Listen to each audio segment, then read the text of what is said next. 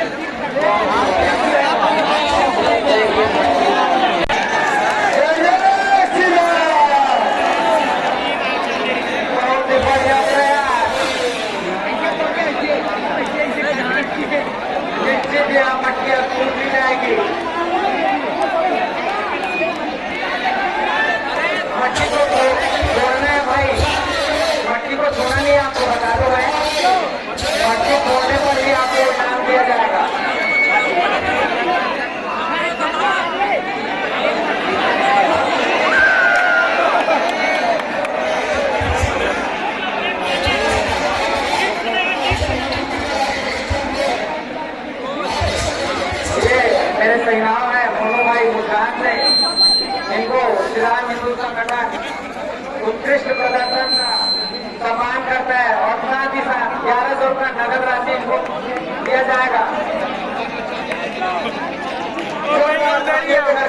सम्मान करेंगे, बहुत ही बढ़िया प्रयास उन्होंने किया।